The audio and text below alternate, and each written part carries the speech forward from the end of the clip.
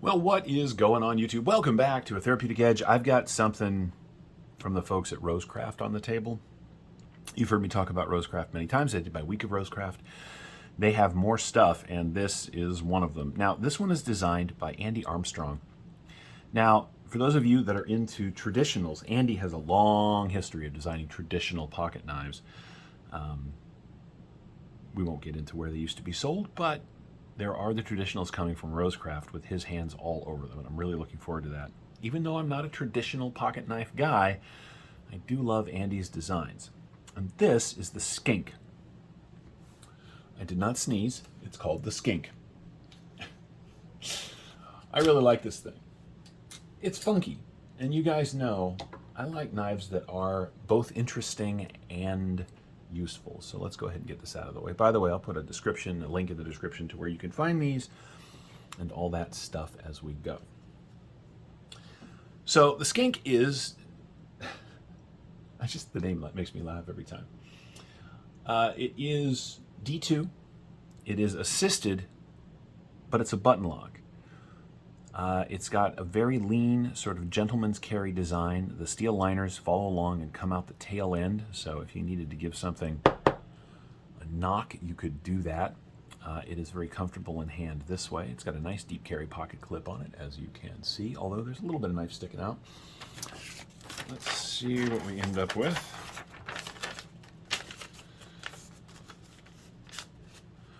Yeah, so you get a little bit of knife sticking up, but it doesn't look like a pocket knife. I don't know what it looks like, but it could be almost anything, which is very cool. Because the blade hides entirely inside, and in order to do that, you have to have a nice lean blade, which makes this very pokey. Now, I have heard some grumblings about the Rosecraft on the blade. Quite frankly, I'm a Microtech owner, and so this is nothing. But that's up to you. It's got Andy's logo stamp on one side, and it's got the model number on the other. The scales here are two-tone G10, red and black, which is very cool. The liners are not milled, so even though this is very small, it does have a little bit of heft in your hand, but because of the rectangular shape, this thing sits in the hand really well. And it's got almost a trailing point, right? It rises a little bit towards the tip, and it's very pokey if you needed that in a hurry. The button lock works exceptionally well. You can completely one-hand this knife, which is a really nice feature. Andy, you did good, man. I really like this thing. Because, and I'm looking at it, the G10 is screwed on in a couple of places. My guess is that if somebody wanted to, you could, there's a curve to it, might be a little difficult, but you could make aftermarket scales for this pretty easily, and that would be an absolute trip. Anyway, let's take a look at what you get. You get 3 1/4 of cutting on just over 3 1/4 inches of D2 steel. The grip area from behind that flipper tab is coming in at a full 4 1/8. Tons of room back here. You can feel the pocket clip because it does stand a little proud, right? But the way this thing, oh, and by the way, it is ambidextrous. Although button locks and ambi, I mean, I suppose, let's give it a shot. Easy to do, although I'm not competent enough with my left hand to close it, but you could. But you can flip the clip easily. That's a nice feature. As I mentioned, it is assisted, so it does pop out of there with some authority, but the assist is relatively gentle, so you don't have to worry about getting it closed again. Closed length on the Skink, it was coming in at 4 1/2 inches, and of course the in the pocket profile is, even with that sort of prominent flipper, we're coming in at less than an inch. I mean, oops, I just moved the mat around because that's what we do. That's fun. My goodness, there we go. Yeah, right, we're coming in at less than an inch even with the flipper. Now the flipper is a little sharp on the edges and it is nice and long, so you're gonna put this in with some other stuff in your pocket. You're not gonna wanna put this up against the phone screen, right? But it's lean enough that you could definitely share a regular pocket with this and other things. Let's do some size comparisons against some knives you may be familiar with. Oh, I'm sorry. Overall length, we're coming in at 7 3/4, right? So just shy of 8 inches. Here's just a full-size grip. Dang, I'm just determined to move this table today. Sorry about that, guys. There's a full-size grip. Full-size grip is longer, but you get just about the same amount of cutting edge. Of course, this is a very lean, skinny blade, more pokey than it is slicey. However, it is very sharp, right? It's got a very steep plunge, but it is still very sharp. All right. So anyway, there it is, a full-size grip. Our other full-size knife that we'll use is one that you saw a minute ago. Here it is against the PM2. And of course, the PM2 is considerably bigger. Just for giggles, here's against the Baby Banter. Whee! I love this little thing. Here it is against the Para 3.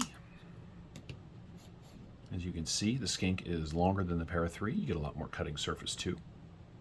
And I mean, look at the closed profile on these. It's hilarious. Right, so that's sitting in your pocket and it's chewing up over 1.5 inches, right? Skink, honestly, you could carry both of these in the same pocket. Oh my goodness. And then finally our stand-in for the Benchmade bug out, because I think I put my bug out away of all strange things. Here it is against the Deca. And as you can see, the Skink is longer than the Deca, but of course smaller in almost every other way. The only place that the Skink's a little bit bigger than the Deca is it is nice and thick through the handle. But I'll tell you, you got to have some dimension somewhere, right? Knives that are really thin, if they're too shallow, I don't know, I just don't feel like I get a very good grip on them. Because of this just sort of square, you lock right in on this thing, and it is fantastic for draw cuts, right? It's a good slicer this way. And again, it is exceptionally pokey if you needed to, I don't know, move someone along. This would do a marvelous job at that. Let's go ahead and weigh it. See where Andy's design came in. Skink. It's just fun to say. It really is. Try it. Try it. Oh, wait. See? Skink. It's fun to say. All right, we're coming in at 3.1 ounces, which, you know, for a 3 1/4 inch blade is under that ounce per inch that most people are looking for. But one of the ways they do that is a very lean slice of D2. How lean? Well,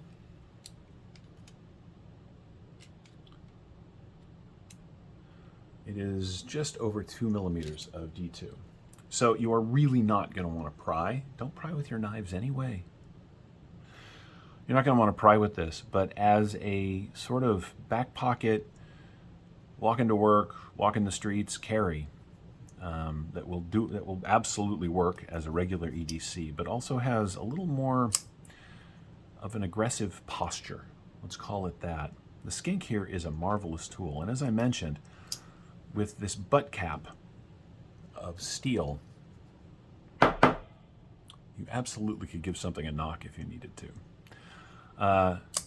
Andy, of course, is one of the nicest human beings I've ever met, a kind and gentle soul, but he designed something here that, well, would serve many purposes well. Let's leave it at that.